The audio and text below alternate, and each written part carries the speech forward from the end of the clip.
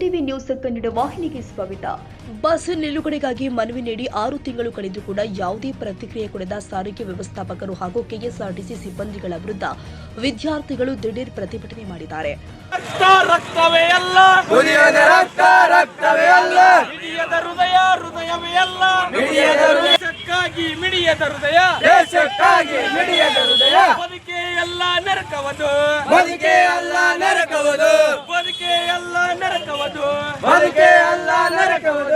ಜೈ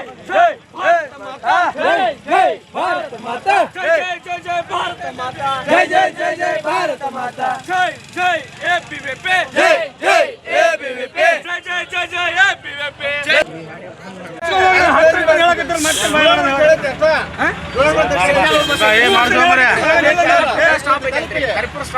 ಹುಡುಗ ಪರಿಚಯ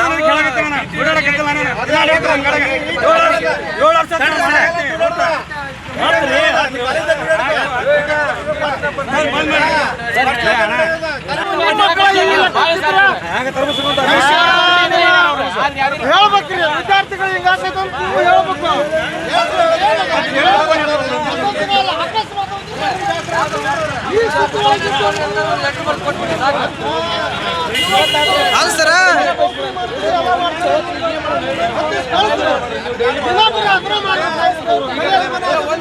ನಿನ್ನೆ ಮಧ್ಯಾಹ್ನ ಸಹಿತ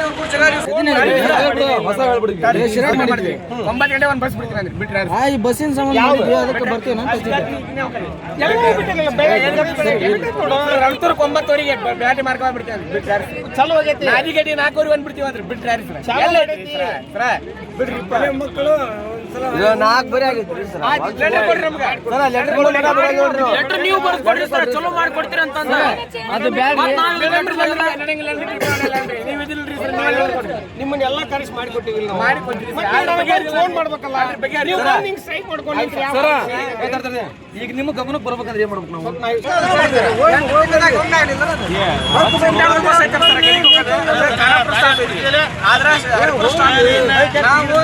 ಇಲ್ಲಿವರೆಗೆ ಮತ್ತೆ ದೀಪ ಮ್ಯಾನೇಜರ್ಗೆ ಒಟ್ಟು 8 ತಿಂಗಳು ಆದ್ರೆ ಯಾವುದೇ ರೀತಿ ಬಗೆಹರಿಸ್ಕೊಂಡ್ರಿ ಅವರು. ಈಗ ವಿದ್ಯಾರ್ಥಿಗಳು ಬಸ್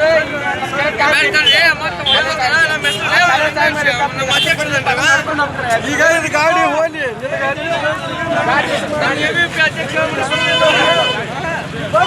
ನಾನು ಮಾತಾಡಿದ್ದೆ.